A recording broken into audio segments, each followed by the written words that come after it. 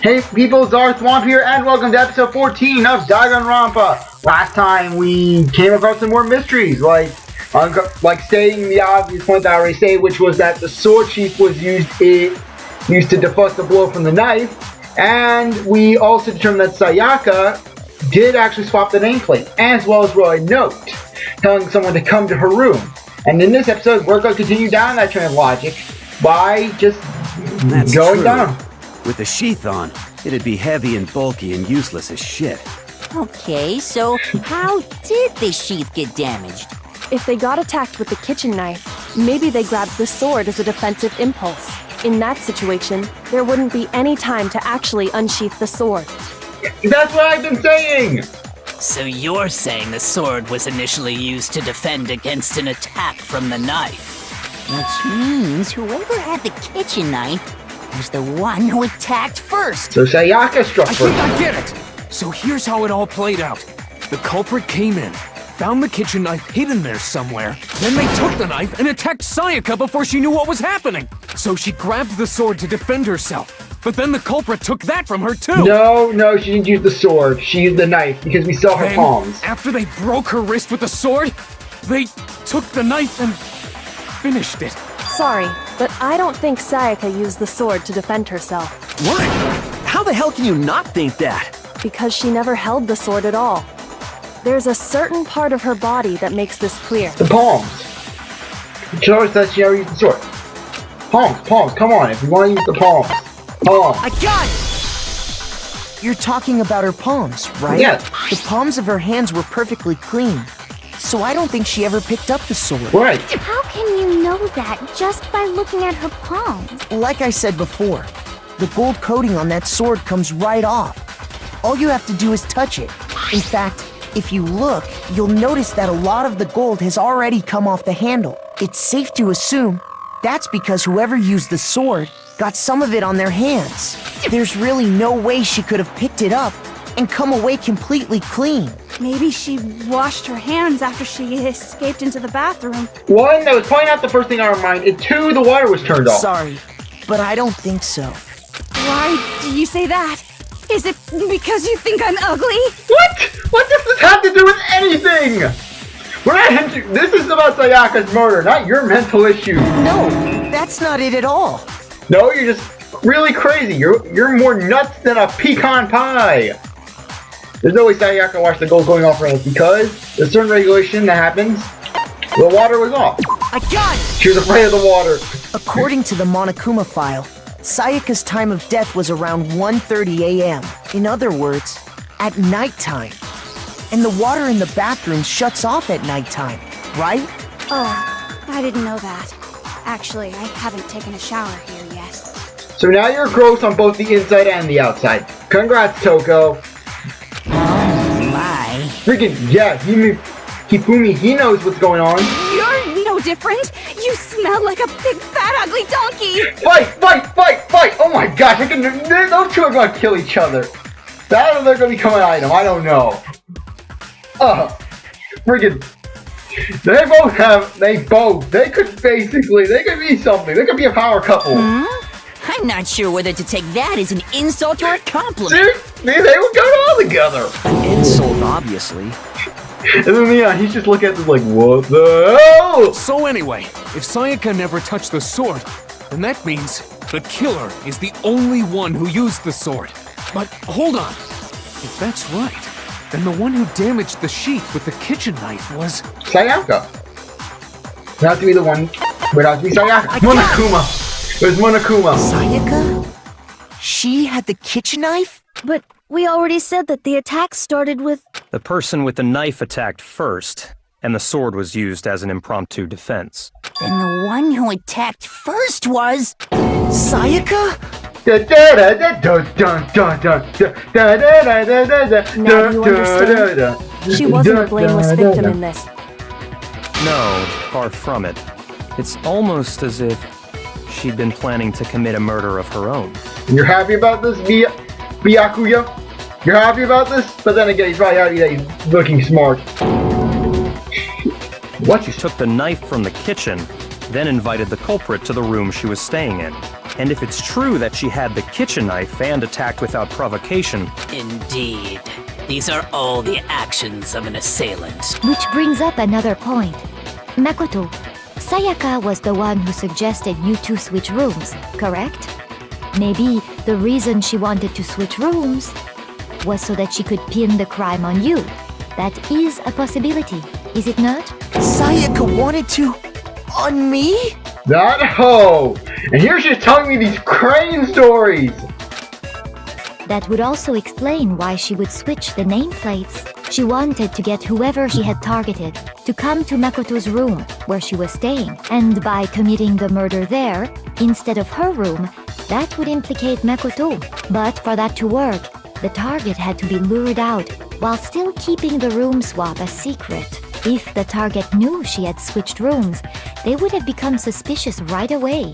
So all that's why she switched the names? But doesn't that plan seem a little risky? For one thing, even if her plan worked, Mr. Naegi would just tell everyone they'd switched rooms. Oh, like you believed it? Figure we have the Toko Byakuya witch hunt going on. I don't know. I'm not sure our soft-hearted Makoto is capable of that kind of cutthroat behavior. Yes, and like you people are so trusting to when we tell that we're swapping rooms. I mean, for God's sake, you instantly assumed it was Makoto. I'm sure Sayaka realized the same thing, which is why out of all of us, she asked him to switch rooms. Plus, she was the ultimate pop sensation, a totally forgettable kid, or a national superstar. Who are you more likely to believe? Anyone that isn't you? Wait, then you're saying she had this all planned out? Holy shit! But in the end, her plan backfired. She launched her attack with the knife, then found herself under attack in turn. That must be when her wrist got broken, and she was forced to drop the knife. The tables were suddenly turned on her, and she died at the hands of the one she'd planned to murder. Just hold on! That can't be true! Because... Hey! You guys have totally derailed the argument. Hey, this is getting good. What are you complaining about, Monokuma? You're being super boring right now. Come on, hurry up and decide who did it. Wouldn't it be awful if I had to punish you all just because you ran out of time? Hey, what are you complaining about? You're getting your entertainment. What time is it? Oh yeah, we gotta decide who we think did it. Makoto, right now you just need to concentrate on figuring out the answer to this mystery. If we can't uncover who murdered Sayaka, it's over for all of us. Is it really over? Honestly, I'm committed to finding out who killed her, but what can I do? I mean, as far as clues go, there's nothing left.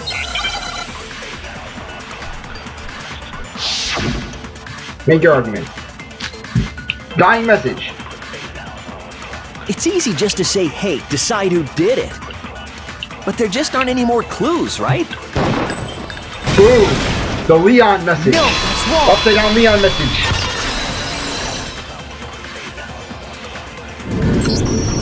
There still might be one clue left. Sayaka's dying message. Dining, wait, what did you say? The dying message. She wrote something on the wall behind her, remember? 11037. Written in her own blood. There must be a clue about the killer hidden in there. Well, before we get too far into that, I need to ask, can we really be sure that Sayaka is the one who wrote it? There's no question that Sayaka wrote it, and this can prove it. Her left index finger. I got it! Her left index finger had blood on it. That could only be because she used that finger to write the message. I see. She broke her right wrist during the fight, so she'd have to use her left hand to write. Sure. I think we can all agree Sayaka wrote it. But still, what the heck do those numbers mean? Turn it upside down. 11037? Flip it upside down. And then look at that diagonal Hey, line. Chihiro, you're a computer nerd or whatever, right? You should know all about numbers and shit. No, that's not... Yes, I'm a programmer, but I don't see any kind of meaning in these numbers. Of course. It's because they're not numbers. Now you're getting onto my level. Yeah, it looks like... Huh? What? No, it's just... look at the numbers, assuming they're not numbers. Don't these first two, 1, 1, look less like two numbers and more like one letter? Ah, you're right.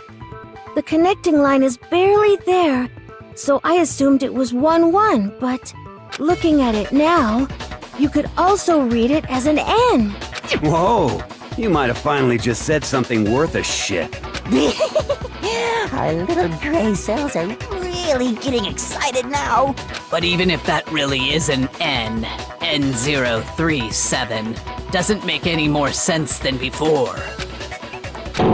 Damn it, it's no use. I just don't know. Rotate the image 180 degrees. Okay, now you're starting to get on my level. Now you're really on it. I think maybe I see something. Oh my god. Now I see. She wrote down the killer's name. Huh? You just shot past the clue part and right onto who did it. So, whose name did she write? Pakistani message reveals the real killer's name. If you turn her message 180 degrees, it should become crystal clear. What's on? Yes, it's us! Where are you, Leon? Where are you? Leon. Oh, we can't select you. What? Okay, select. Ah, there you are, Leon. Here's my answer. The key to solving this mystery was simply to rotate the writing 180 degrees. If you turn the message around, it becomes the letters L-E-O-N. L-E-O-N. Or more accurately, Leon.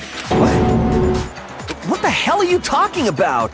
It's just a coincidence. It's just a bunch of random squiggles that happen to look like my name. No, it's not random at all.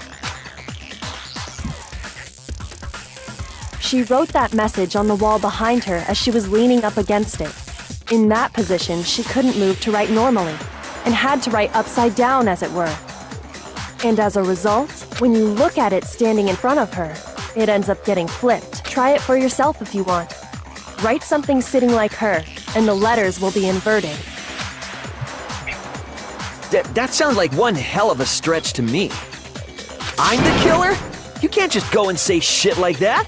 If you're not the killer, then why did you try to destroy the evidence? Huh? You know what I'm talking about, right, Makoto? The evidence Leon tried to get rid of? His shirt. Let's say I have a guy zero, right? Hey, shirt. Come on, shirt. Ah, there we are. I got it! You mean the burnt shirt piece I found laying on the ground by the incinerator, right? As the killer stabbed Sayaka, they must have gotten some of her blood on them. And to dispose of the shirt covered in the victim's blood, they threw it into the incinerator. But one piece burned off and got left behind. And the killer didn't notice. If they had, they most certainly would have panicked. Isn't that right, Leon? But is one scrap of fabric enough to conclude that Leon is guilty? Yeah, I mean, Leon's not the only one wearing a white button-up. Oh, so when it's Leon accused, and no one, it was like, oh, he can't be it. But when it's Makoto, it's all, let's gang up. He's obviously the guilty party. That's right. There are plenty of other people here with shirts like mine. With just that one little charred piece, there's no way you can say for sure who it belongs to. You're right. That alone isn't enough. But there are some other points that may reveal the truth. Are you finally starting to understand? The answers to all the riddles are right here. Yeah, I think so. We're waiting for the button of shit, which the killer wasn't able to get rid of. There's something about we need to pay attention. Where it was disposed, how it was. Oh, how was it disposed? I got it! If you look closely at how the shirt was disposed of, we should be able to figure out who the killer is. Oh yeah, that's a good point. I think I know what you're gonna say. You can't reach the incinerator without opening the gate in front of the trash room, right? And obviously, you wouldn't be able to hit the switch to turn it on either. You'd need the key to get in. And the one with the key was the person on cleaning duty. So the killer had to be whoever was in charge of taking care of the trash, right? Interesting. Why are you looking so happy? Oh, now you're figuring it out? No, that's wrong. There's another way of using the killer without using that duty. And that's exactly what proves that Leon is the real killer. His baseball skills with that crystal ball.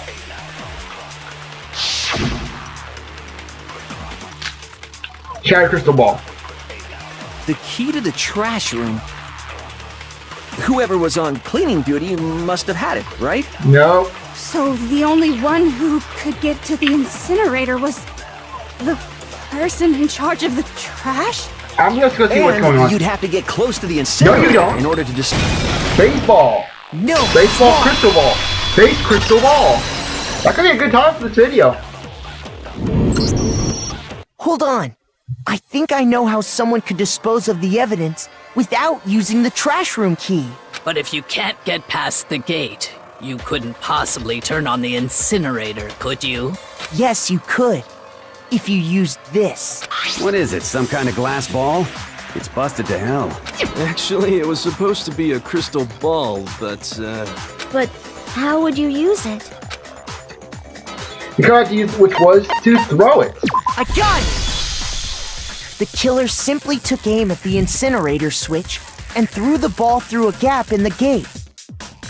All they had to do was hit that switch, and the incinerator would come to life. Someone threw a gap in the gate? It wouldn't be that impossible for the ultimate baseball Remember player. what you said before, Hifumi?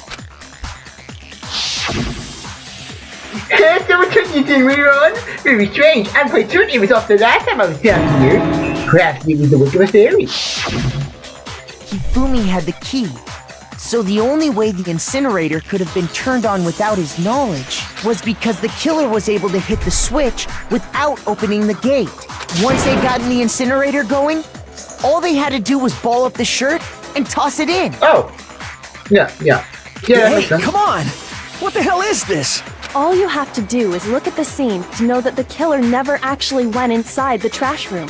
The shards of broken glass, the incinerator left running, the piece of shirt that escaped the fire. If the killer had been on cleaning duty, the evidence would have been taken care of much more thoroughly. Wait, no, just hold on. But the distance from the gate to the incinerator has to be at least 30 feet, right? Ultimate baseball player, ultimate baseball player, ultimate baseball player. To pinpoint accuracy, you'd need to throw a glass ball that far and hit something that small. Could someone really do that? Ultimate baseball player. That's right. There's no way. It'd be impossible. Difficult, absolutely. Impossible? I don't think so. Because the killer is... The ultimate baseball player. The ultimate clairvoyant. The ultimate Batman creator. Ultimate baseball star. Because the killer is the ultimate baseball star. Isn't that right, Leon? Do you have any idea how stupid you sound right now? Stupid like a fox. A target 30 feet away would surely be little challenge for the ultimate baseball star. You can't be serious.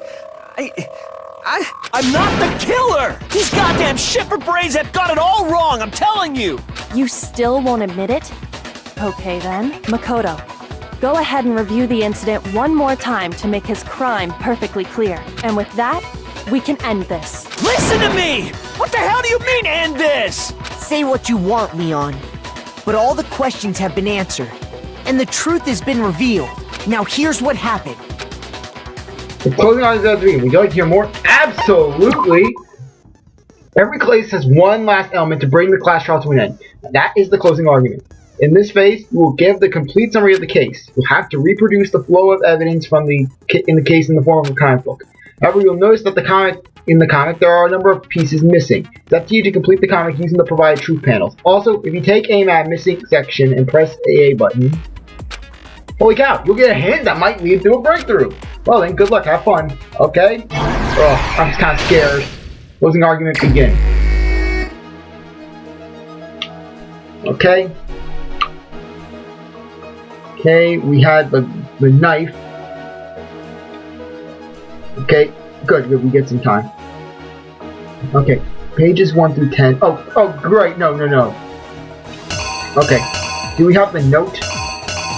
Okay. Maybe we have the note. Okay, Sayaka. Okay. Perhaps if I go from the end, that would actually make it a little better. I'm not used to reading Japanese!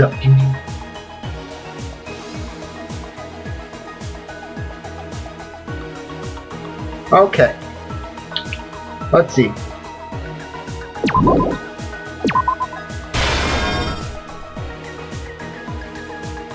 Okay. Let's see it. Okay.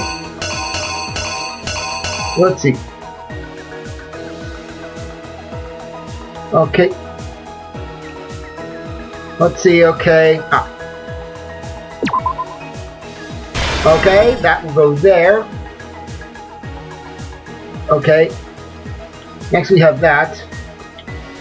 Okay. Got that. Okay. Let's see. There was that going the ball. So yeah, that would probably go here. And then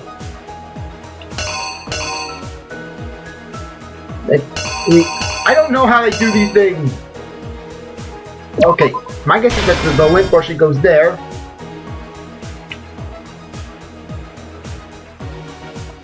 And then they had the bathroom door. They had the bathroom door.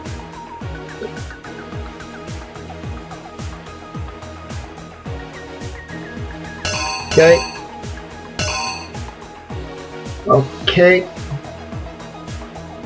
Let's see, let's see.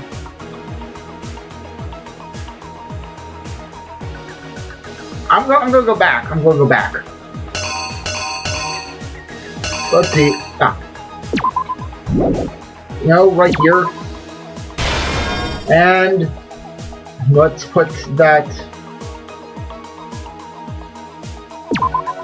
there.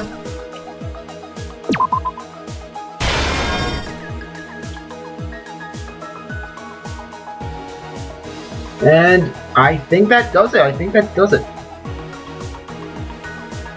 Actually, no. Oh, we still have some pieces of evidence.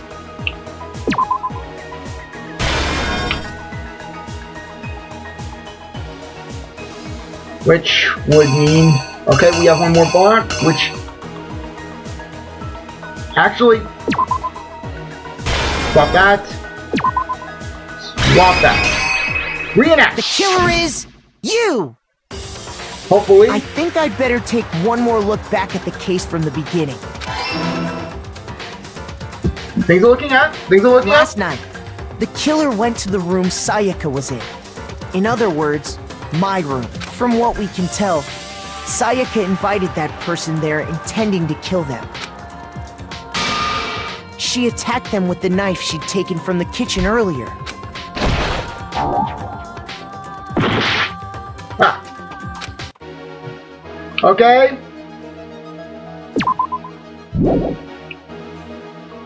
Okay, I got that right.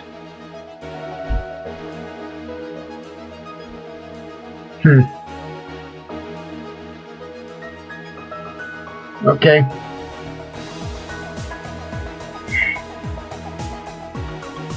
Okay, yeah. That's all making sense. I swear. It's really getting on my nerves. I'm gonna save this episode until, like, I'm gonna keep it going until I just do it. Okay, that's starting to make sense. That's starting to make sense.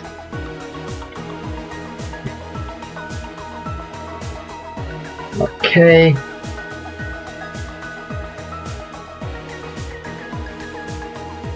No, it can't be that. It would have to be this. Actually, wait, no. Maybe it was this. She had the knife, she basically was doing it. She came at him with the knife. I don't know if that's a knife being dropped or... Okay. It looks like it was countered. And then he had her cornered. Here's exactly what happened. Okay, happened. hopefully this actually works. Ah. Okay. That was it.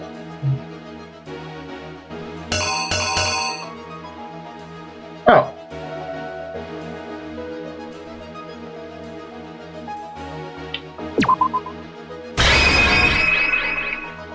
Okay, Sayaka had the thing. She did the samurai sword. Slashed. Blocked. It was down. Here's exactly Hopefully what this is it. Yes! Yes! Okay. But then something happened that she wasn't prepared for. Okay, things are going. They grabbed the fake sword I put in my room and fought back. During the struggle, Come on. a strike from the sword broke Sayaka's right wrist. Yes! And that's when she lost her grip on the kitchen knife. Finding herself cornered, Sayaka panicked and ran into the bathroom. I'm not good at these Japanese comic books! The killer went after her, but couldn't get the bathroom door open. What they didn't know was that my bathroom door got stuck easily, and there was a trick to opening it. Sayaka knew about that because I told her, but of course the killer had no way of knowing. Yes! So instead, the killer forced the door open. Okay. And stabbed Sayaka. Yes, okay, everything's working out. Everything's working But out. with what strength she had remaining, Sayaka left a dying message to keep the killer from noticing. Dun And dun! with that, all her strength was gone. With Sayaka dead, the killer quickly began destroying the evidence. First, they took off their shirt, which was covered in their victim's blood. Okay. Lint brush! Then they took the lint roller in my room and cleaned up the entire area. They wanted to make sure they got rid of any trace they'd ever been there. Afterwards, the killer headed to the trash room to destroy their bloody shirt. They tried to burn the shirt using the incinerator there, but the trash room was blocked off by an especially sturdy gate, preventing access to the incinerator. So they came up with a plan to use Hiro's crystal ball, which he left in the laundry room.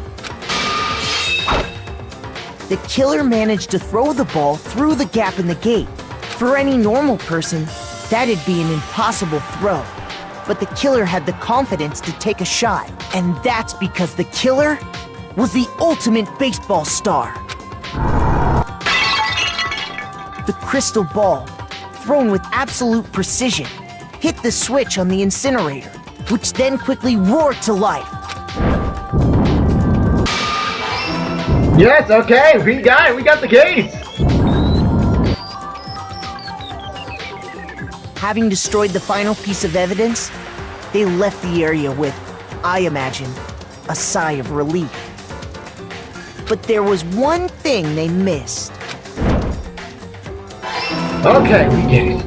We did Part it. of the shirt they'd thrown into the fire burnt away and fell out of the incinerator. The killer didn't notice this, and so left behind a piece of indisputable evidence. What the? We're gonna take him out. Isn't Isn't that right, Leon?